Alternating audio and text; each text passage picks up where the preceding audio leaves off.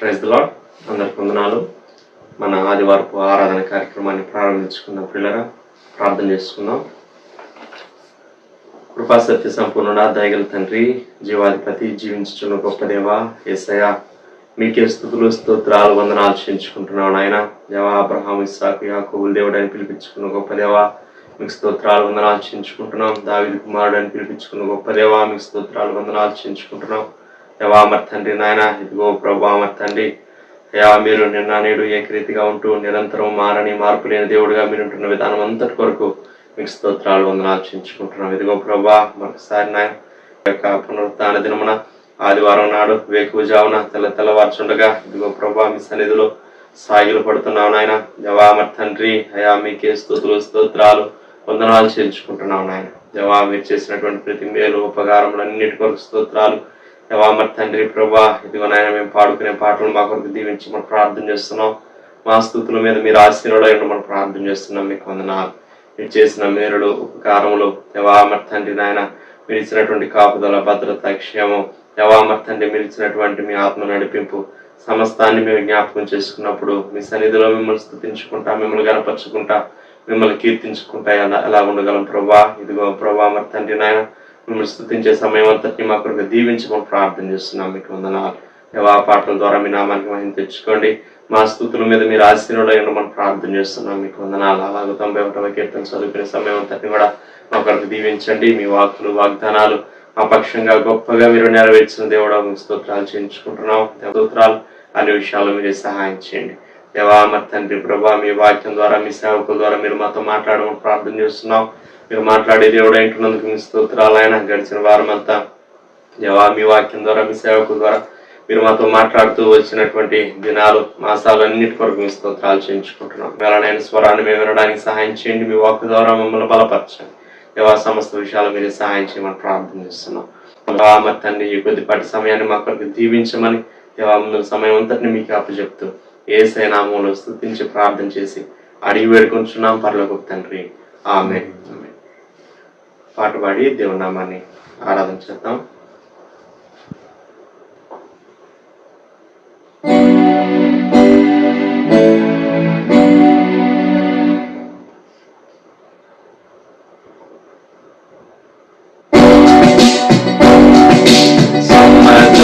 స్వరముల గానాలతో వేలాది దూతల గణములతో కొనియాడబడుచున్న నా యేసయ్యా, నీకే నా ఆరాధన. సుమధుర స్వరముల గానాలతో వేలాది దూతల గణములతో కొనియాడబడుచున్న నా యేసయ్యా, నీకే నా ఆరాధన. మహదానందమే నాలో పరవశమే, నిన్ను స్తుతించిన ప్రతి క్షణం. మహదానందమే నాలో పరవశమే, నిన్ను స్తుతించిన ప్రతి క్షణం. సుమధుర స్వరముల గానాలతో వేలాది దూతల గళములతో కొనియాడబడుచున్న నా యేసయ్యా, నీకే నా ఆరాధన.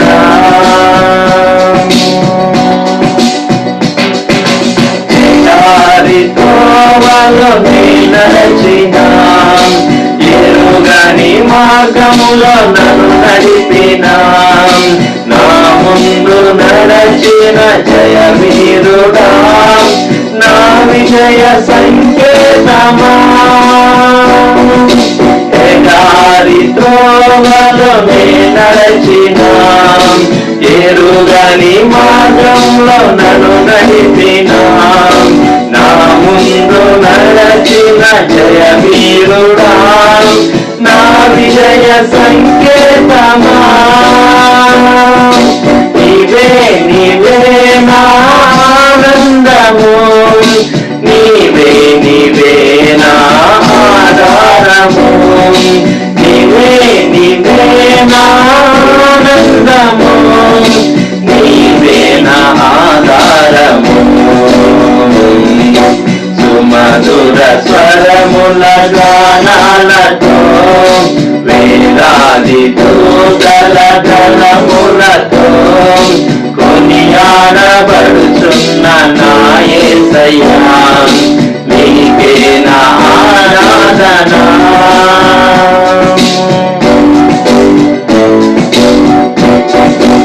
వాక్యం చదువుకుందాం పిల్లరా. మహోన్నతుని చాటున నివసించువాడే సర్వశక్తి నీడను విశ్రమించువాడు.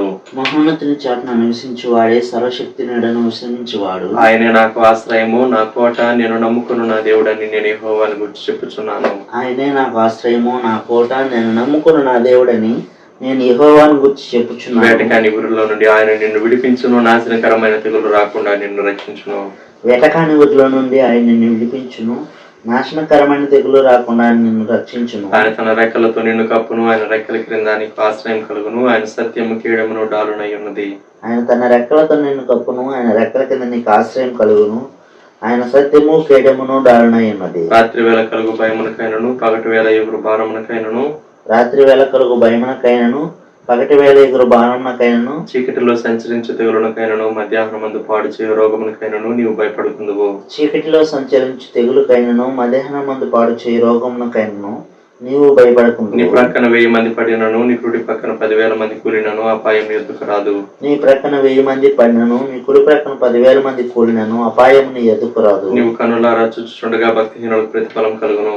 నీవు కన్నులారా చూచుచుండగా భక్తిహీనులకు ప్రతిఫలం కలుగును. యెహోవా నీవే నా ఆశ్రయము అని నీవు మహోన్నతుడైన దేవుని నీకు నివాస స్థలంగా చేసుకుని ఉన్నావు. యెహోవా నీవే నా ఆశ్రయము అని నీవు మహోన్నతుడైన దేవుని నీకు నివాస స్థలముగా చేసుకుని ఉన్నావు. నీకు అపాయం ఏమీ రాదు, ఏ తెగులును నీ గుడారము సమీపించదు. నీకు అపాయం ఏమీ రాదు, ఏ తెగులును నీ గుడారమును సమీపించదు. ఈ మార్గములన్నిటిలో నిన్ను కాపాడుటకు ఆయన నిన్ను గూర్చి తన దూతలకు ఆజ్ఞాపించును. నీ మార్గములన్నిటిలో నిన్ను కాపాడుటకు ఆయన నిన్ను గూర్చి తన దూతలకు ఆజ్ఞాపించును. నీ పాదములకు రాయి తగలకుండా వారు నిన్ను తమ చేతుల మీద ఎత్తి పట్టుకుందరు. నీ పాదములకు రాయి తగులకుండా వారిని తమ చేతుల మీద ఎత్తి పట్టుకుందరు. నీవు సింహములను, నాగుపాములను త్రొక్కెదవు, కదమ సింహములను, భుజంగములను అనగద్రొక్కెదవు. నీవు సింహములను, నాగుపాములను త్రొక్కెదవు, కదమ సింహములను, భుజంగములను అనగద్రొక్కెదవు. అతడు నన్ను ప్రేమించుచున్నాడు గనుక నేను అతన్ని తప్పించదను. అతడు నా నామం ఎరిగిన వాడు గనుక నేను అతన్ని గనపరచెదను.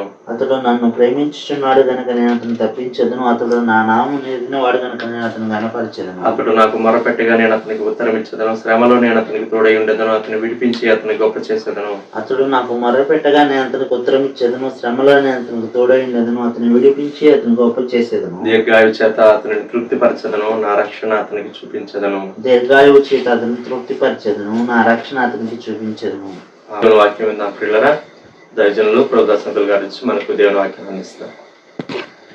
ప్రియమైన వారులారా, ఈ పునరుత్థాన దినం ప్రభు సన్నిధానంలో ఆన్లైన్లో ఏకీవిస్తున్నటువంటి ప్రియమైన దేవుని బిడ్డలందరికీ శుభములు, వందనములు తెలియపరుస్తూ ఉన్నాం. యెషయా గ్రంథం 11వ అధ్యాయం మొదటి వచనం. Isaiah chapter 11 and verse 1. యెషయి మొద్దు నుండి చిగురు పుట్టును, వారి వేరుల నుండి అంకురము ఎదిగి ఫలించును. ప్రార్థన.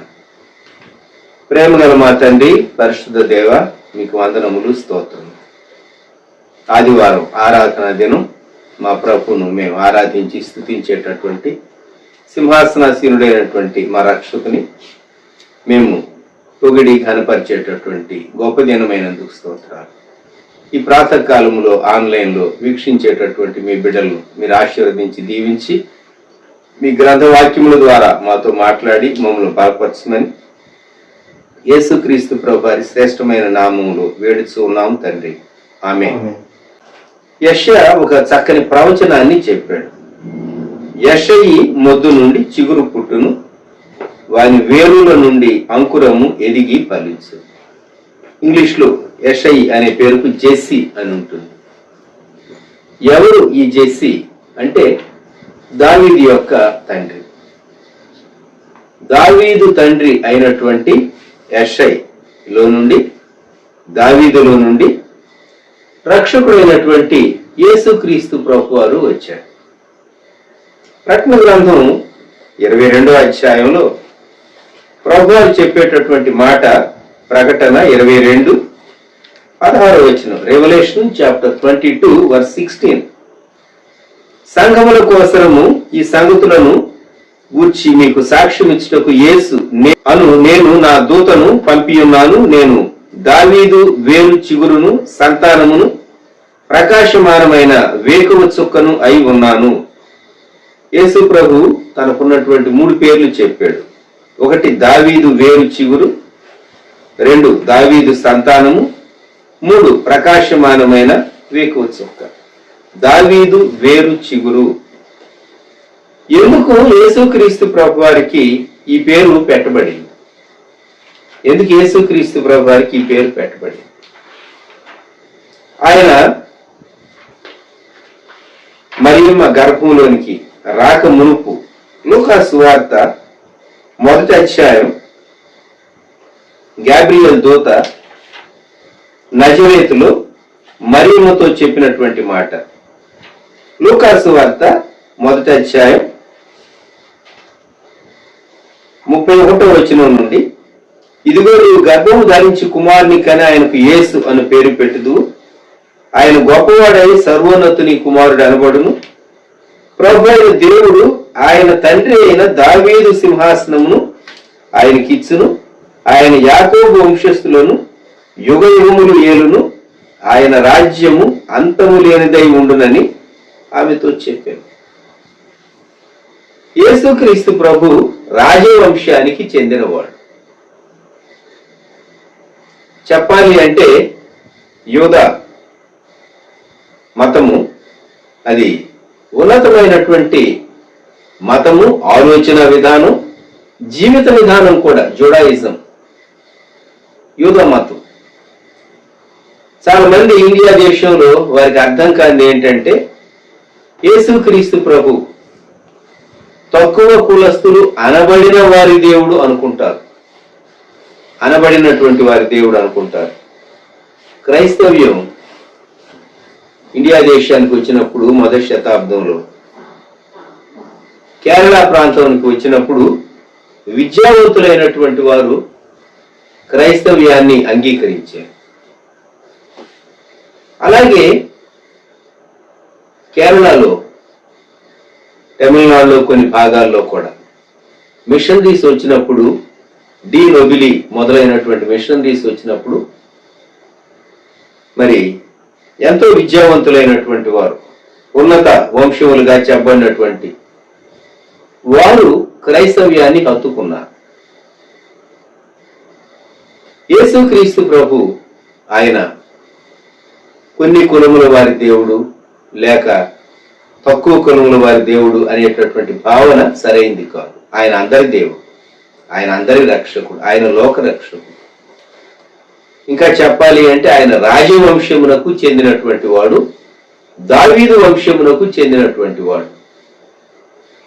ఇంకా వెనక్కి వెళితే దావీదు తండ్రి యెషయి, జెస్సి, బెత్లెహేముకు సంబంధించినటువంటి వ్యక్తి కనుక జెస్సి యొక్క సంతానములో నుండి వచ్చినటువంటి దావీదు కుమారుడుగా ప్రభువైనటువంటి యేసుక్రీస్తు వారు పిలువబడ్డాడు.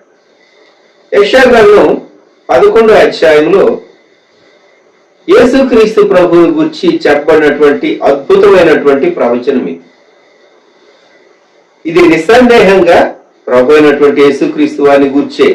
ఆ క్రింద 2వ వచనంలో, మిగిలిన వచనాల్లో చూస్తే 2, 3, 4 వచనాలు యెహోవా ఆత్మ జ్ఞాన వివేకములకు ఆధారముగా ఆత్మ, ఆలోచన బలములకు ఆధారముగా ఆత్మ, తెలివిని యెహోవా యందు భయభక్తులను పుట్టించే ఆత్మ అతని మీద నిలుచును.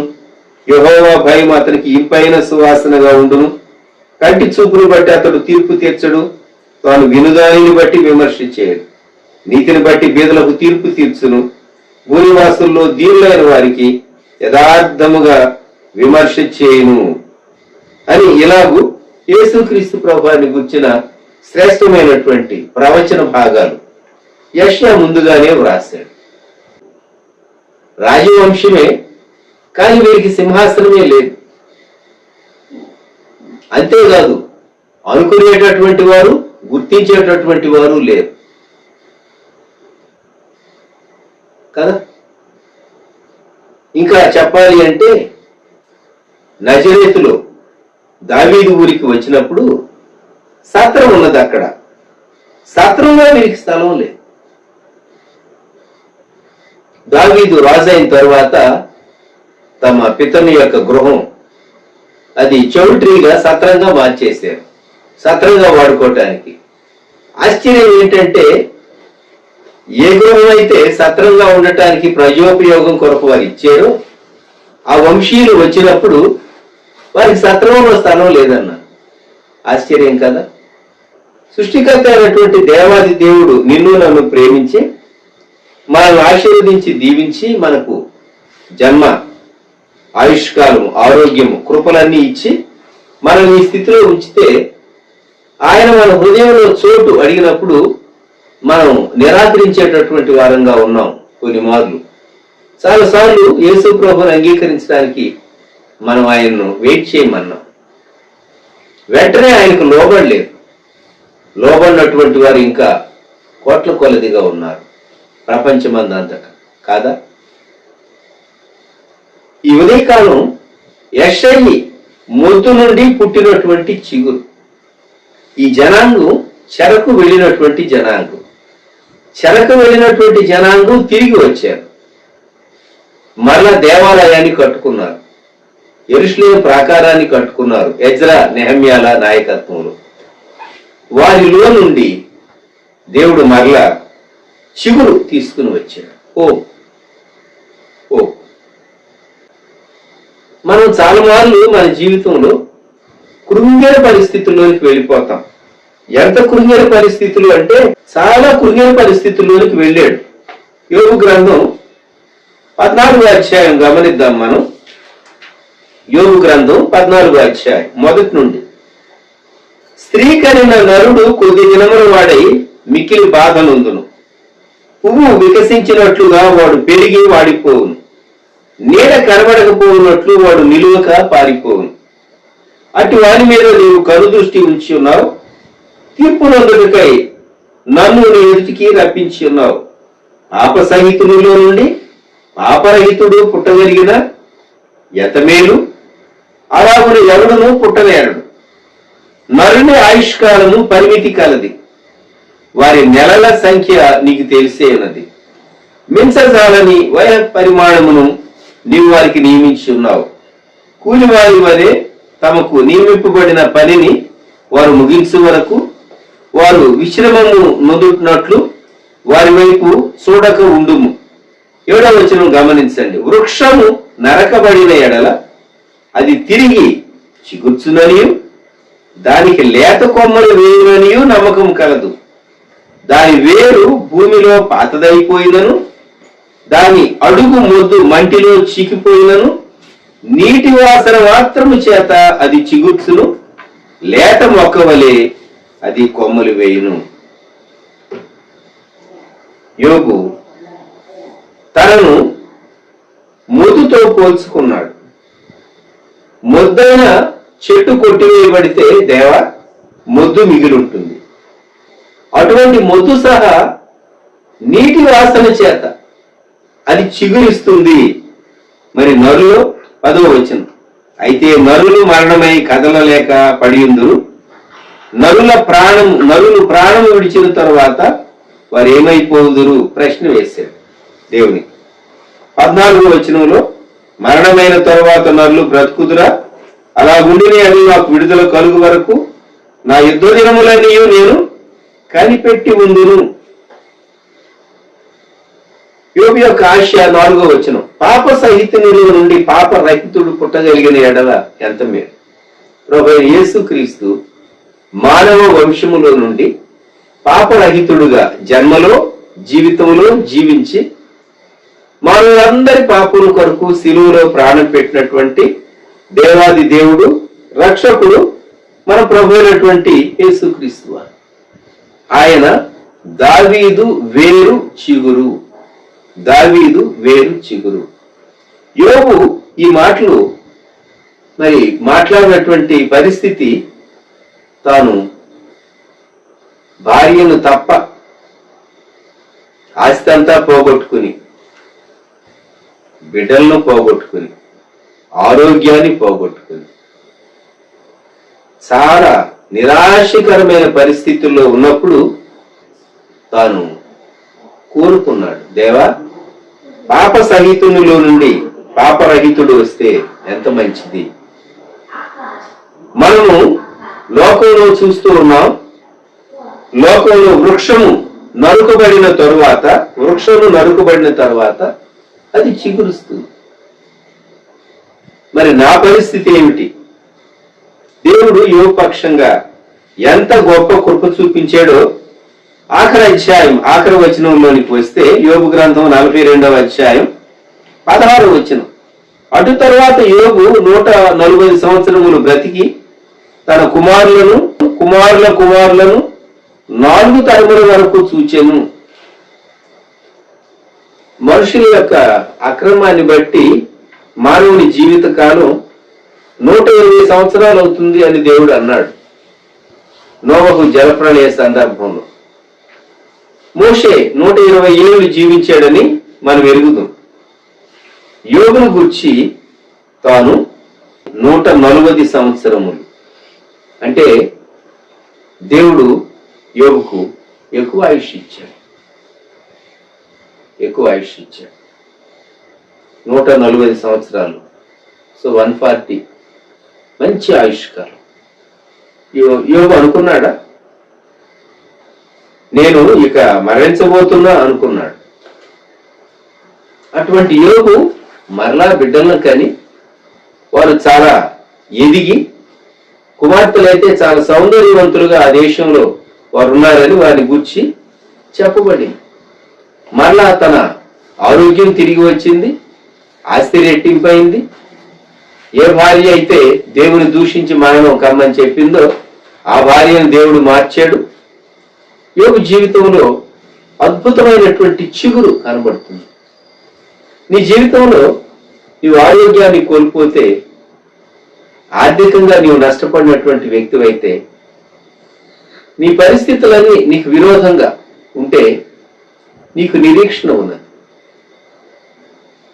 ఎందుకంటే యెషయి మొద్దు నుండి చిగురు పుట్టును అనేటటువంటి మాట దేవుని గ్రంథంలో మనము వాగ్దానం చదువుతున్నాం. నీటి వాసన చేత అది చిగురుస్తుంది. మొద్దుగా ఉంటే దానిలో నుండి చిగురు రాదు. లైఫ్ ఎక్కడో ఉంటుంది, కానీ నీరు తగిలినప్పుడు ఆ వేరులో నుండి చిగురు వస్తుంది. దేవుని వాక్య వాగ్దానమే ఆ నీరు. నీవు దేవుని వాక్యాన్ని నమ్ము. ఈ ఉదయకాలం ఏంటి పరిస్థితి? కృపను బట్టి సజీవులుగా ఉంచాడు. దేవునికి మనము స్తుతి చెల్లింపబద్ధులు. రాసినటువంటి ఆ ప్రవచనాన్ని మనం గుర్తు చేసుకుందాం. యెషయా గ్రంథంలో తాను చెప్పినటువంటి మాట, యెషయా రాసినటువంటి ప్రవచనం 11వ అధ్యాయం.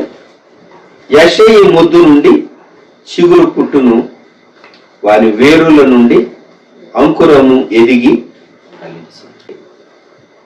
అలాగే 10వ వచనంలో, ఆ దినమున ప్రజలకు ధ్వజముగా నిలుచుచుండు యెషయి వేరు చిగురు నొద్ద జనములు విచారణ చేయును.